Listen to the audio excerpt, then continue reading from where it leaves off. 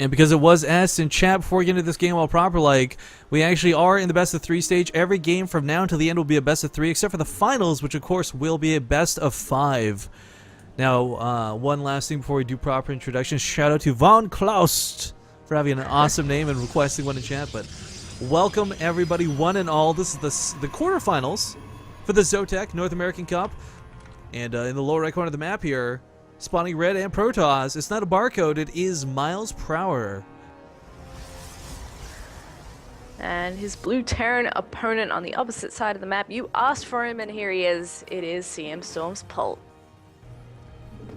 And Polt coming. I mean, like, I still can't get over how cool that push was he did last game. So many players still experimenting with not just the new Hellbat damage, but also the Banshee timings. Yeah, and he's going for that gas first again. Do you think he might try the same build again, or he'll switch it up? I would love to see him go for it again, but it is kind of one of those things where you don't want to get caught with a stale build, you know? Yeah, exactly. I think because also he pushed out across the map and saw, okay, there's no expansion here. There's like a 1-1-1 Raven siege tanks, Marines coming my way as well. So perhaps if Polt went for the same build again, he'd be very prepared for that and it wouldn't work out. But at the same time, I mean, remember how difficult that composition was to deal with in Wings of Liberty? I'm sure it's no different in Out of the Swarm. I mean, you do have the overcharge, but... You know, the overcharge is so nice, though. It has changed so much in this meta alone. I mean, like, how many times now do you see Terran players go for, like, say, +1 or combat shields over the stim pack? Because the overcharge is so strong that it can hold most early aggression. Well, I guess we'll soon see what's going to go down in this match. Oh. We have the racks finished. Please be a proxy. Oh, it's going to be a proxy factory. I'm so freaking happy right now. Oh, Polt, you are very wonderful. Now, this is actually really cool because Polt can do one of two things. One, he can just leave it here and it's going to go unscouted and walk the Widow Mines over to his opponent's base. He can also lift up into the natural to bring it closer if he wants to, but I think Polt is really trying to take advantage of the fact that last game he won simply due to the lack of detection. He's going to try and do it once again. Yeah. Oh, and it's not scouting. It's not going to see it, though. He's passed around it. Oh, no. Really smart placement from Polt, and just unfortunate for MilesPrower, because he's looking for it. He's suspicious. He knows, okay, well, maybe you might go for something a little bit cheesier this match, and unfortunately he's just not going to scout the right spot. I like this. This is a build I do to make people get pissed off on ladder. He's actually following this up with a starport. This is really cool. He's going to perhaps make a Banshee behind this, although the positioning of the starport doesn't encourage that. But if this first Widow Mine doesn't get in because the top of the ramp is guarded, he'll use the medevac to actually boost the Widow Mines in afterwards. This is so cool. And again, MilesPrower with that very late detection. Forge now coming down. He thinks maybe something might be up. He doesn't quite know yet. His scout's just coming across the field. He sees a bunker at the top of the ramp, or will see a bunker at the top of the ramp, and this should tell him something sneaky is afoot. Oh, and he manages to get in, and once he sees that there's nothing really in here, he's gonna be having, you know, alarm bells ringing.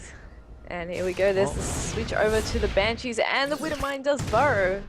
Yeah, it actually gets some damage down on the mothership core, but what's scary is we do actually have a tackle lab follow up this. He is going to go with proxy Banshees, guys, behind these Widow Mines.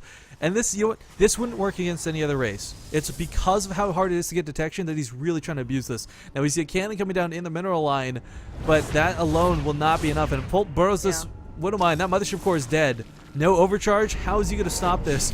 Does pop off the overcharge because he knows my time is limited. My time is up. I'm going to die.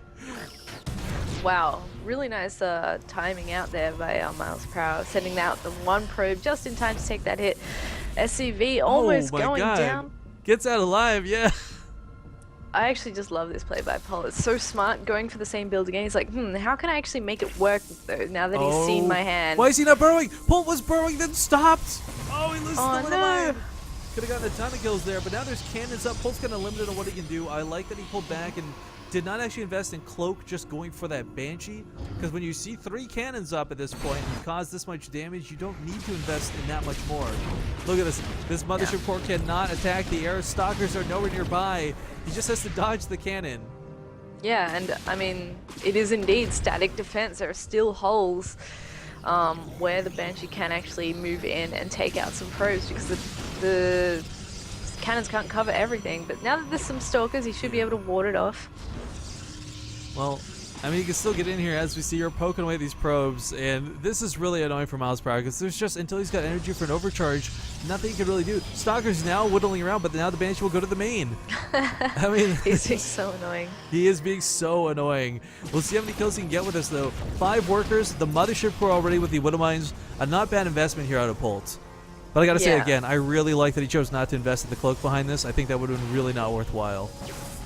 Certainly, and I mean, Polt with his multitasking, he's just being so annoying. This Banshee's found the sweet spot where he can sit and just threaten.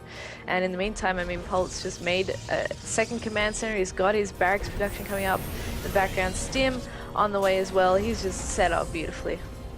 And what's really cool about this tech lab being down here, guys, is this isn't exactly a ton of scouting information, but if MilesPrower goes for that third base, Polt's gonna know about it. Oh man, Banshee is like behind enemy lines type thing right now. Can't really go anywhere. 6 kills on it will probably come into a factor later on. But can you imagine if Terran units had to worry about fuel or something right now? It's probably crash and burn into the crevice. Probably. So we have those immortals being churned out. He's going to slowly get up a force, but all in all, I mean, he's not looking too bad despite what happened in the early game. And I suppose it's probably going to be up to Polt to really push out first. I can't really imagine MilesPrower being ballsy enough to head out on the map and trying to attack Polt. But then again, with immortals, it could be quite possible. Man, I want to just comment on something here in chat. We actually have people talking about, since we got some downtime, by the way, it's the only reason I'm taking a break to do this. People discussing, like, you know, why should we know Masan, you know, Lucky, or these other players that are maybe not Polt?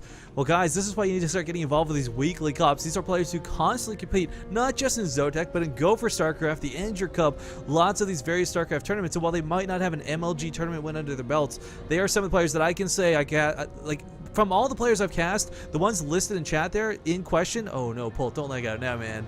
But the ones there listed in chat in question have some of the most cool mechanics I've ever seen. Like Masan is definitely someone nobody knows, but he's got some of the best control in his ZVT that I've seen in a long time. One of my favorite things about him is Baneling Burrow Mine landmines, who actually, he almost destroyed Polt by doing that. So I mean, yeah, they might be unknown to you, but I hope you'll take the time to get to know them through these various cups, because they're all good players nonetheless. That's it, and there's 2 medevacs now heading over to this base. Will they be able to unload and do the damage they want? It seems I think they will. There's a lot of Marauders. There's Zealots coming in here, but of course you can just kite Zealots all day if you need to. Yep, MilesPrower knew something was going to go on. He had the Zealots trying to get in position. Oh, and the pylons are melting. Yeah. And of course, it's very difficult to engage this. We actually have to put an overcharge drop. Marines just got to hide behind the Marauders. Even though there's an Immortal here, that Immortal is in a lot of danger. It's not the other way around. Oh my god, big Zealot Warpin though. The Polt, of course, will pick off the Marauder and just lift out of there. There's not enough anti-air to shoot down these medevacs. Well, great play. Oh, Polt is a beast. Yeah, another 2 medevacs are just going to head straight on into the natural. Maybe he could split push with these, go 1 in the main, 1 in the natural, or he could just try and charge up the brute force in. I mean, there's only sentries and zealots here. They don't quite have charge. Thermal Lance just finished up, or sorry, just started, but the Colossus is out in the field. Polt should be able to just stim into the Colossus, quite frankly. Look at this, hitting from both sides. No. MilesPrower only just now seeing the other drop on the side there. He got caught off guard, and now his army's forced to split. The Zell's actually doing a decent job at the other side, but Polt now microing that. So many pylons around this Robo Bay. He wants to keep that like powered for sure. But okay, MilesPrower, he cleans up at home. He chased out a little too far on the map without charged lots. Of course, he was just kited to oblivion. But man, that second Colossus is so close to being out. Can he get out in time? The photon overcharge still ringing. And the Bio's going to charge in here. The Colossus should be able to get out. Will it be enough to shut this push down from Polt, though? A meager force field goes down. He doesn't have energy for more, sadly. Needs to defend that Colossus with all he has. Polt really wants to snipe. He's going to focus it down the first chance he gets, but unfortunately there's just too much buffer, and the photon overcharge as well, really driving him back. Yeah, running out of the overcharge. But the big thing is Thermal Lance is nearing completion. The biggest reason he's able to pick the Colossus off with Marauders is because of the range. But that Colossus is about to get a lot more range on itself, hiding behind the cannons now. It's about to finish. There we go. Thermal Lance now on the field, but the Vikings are here anyways to shut it down. Colossus is going to pop out, but I think this might be the end of MilesPrower run for the ZOTAC Cup today. Yeah, good game is called. Very clean games from Polt.